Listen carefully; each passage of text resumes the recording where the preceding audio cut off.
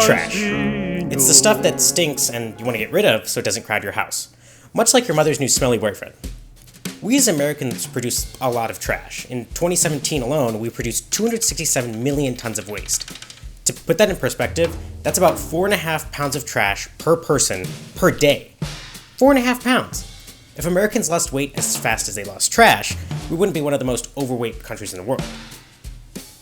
Okay, we probably still would be. I mean, you can't expect Americans to be thin when something called the Big Mac exists. But anyways, only 35% of waste is recycled or composted, and that is nowhere near enough. Since American landfills are constantly growing, let's discuss why the United States has such a shitty recycling system, the causes of waste, and what we can do to limit our environmental impact. So let's start with a bit of history. For decades, the US sent a large portion of its recyclable trash to China, because China needed it as fuel for its booming economy. And we weren't the only ones. Up until 2 years ago, China handled 50% of the world's waste with the hope that most of it could be recycled. But in January of 2019, China passed the National Sword policy. National Sword is incidentally what Trump calls his genitals. So huge, folks. Trust me, I've seen many penises, and mine is by far the hugest. Build a wall. But in reality, the National Sword policy banned all foreign trash from being imported into China. This upended the world's waste disposal system. The US and other countries had to find new places to send their trash to, including Malaysia, Vietnam, and Thailand, but these countries eventually had their own bans as well.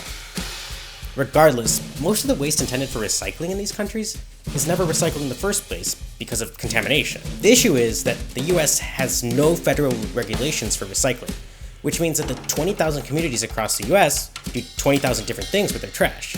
One commonality, however, is that America uses a single stream recycling system, one in which all recyclables go in one container and all other trash goes into another. This makes it easier on us, like a one-size-fits-all for our junk. Glass? Throw it in the recycling. Food? Toss in the trash. Paper? Recycle. Derek Chauvin?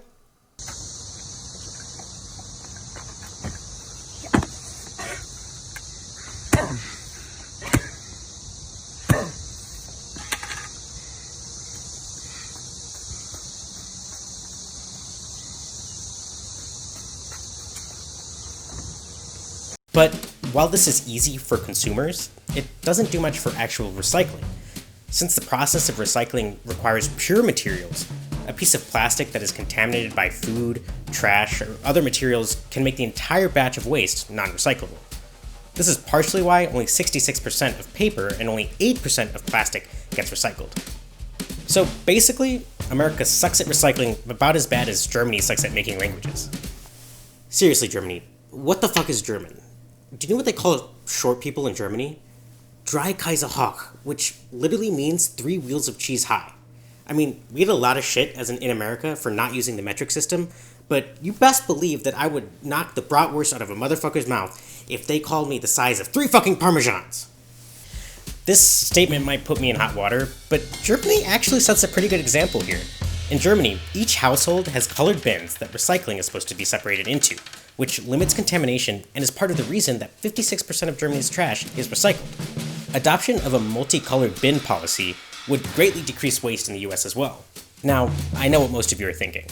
I am not spending time trying to figure out whether my cereal identifies as cardboard or plastic. My parents raised me as cardboard, but I always knew that deep down inside, I was plastic. And yes, I obviously should go through the whole spiel that everyone has to do their part to limit waste and help the environment and yada yada yada.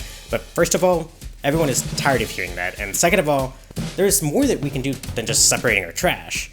We as consumers aren't totally at fault here. In fact, corporations that make and give us non-recyclable waste are causing the problem. Think about it. There wouldn't be nearly as much plastic in the ocean if Dasani found some way to package their liquids other than plastic. And yes, I say liquids instead of water because there is no fucking way Dasani is straight up H2O. That shit tastes like C-3PO's bathwater. So we need to incentivize companies to contribute to recycling, and we need to have better standards of what materials companies can work with. Germany has caught on to this idea as well. If a company meets certain recycling standards, their products are given a green dot, which makes them more appealing to consumers. While you might think that America is just too large to copy Germany, policies like this have already been shown to work across big cities in the United States. San Francisco intends to have zero waste in 2020, with 80% of trash kept out of landfills through colored bins and strict business regulation. Los Angeles has similar tactics and results, including giving tax breaks to companies that limit waste. It seems California is about as good as recycling waste as Hollywood is at whitewashing movies. No, Tom Cruise, you're not the last samurai. You're about as Japanese as I am Polish. The truth is, I can talk all day about what we can do to increase the amount of waste that gets recycled and to reduce our environmental impact. But to be honest, recycling is just boring.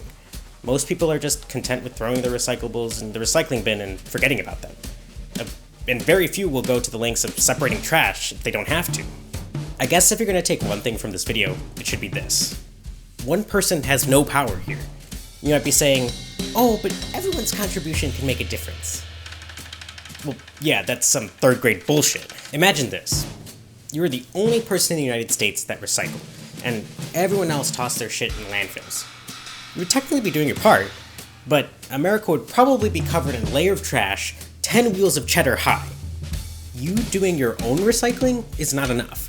Everyone needs to speak up, to get your elected officials to listen, and to get companies to change their policies. I mean, it might seem silly to focus so much attention to something as silly as trash, but if we don't do something fast, we're going to pollute the environment irreversibly.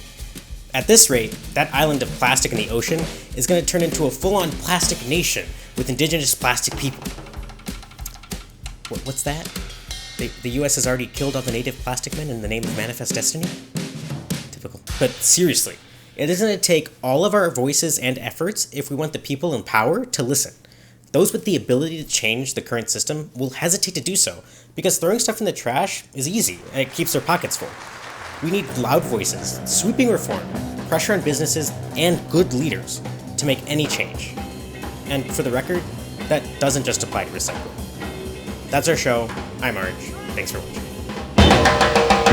Say, roll and rock, roll and rock, rock and roll, rock and roll, roll and rock. Now here we go and roll and roll.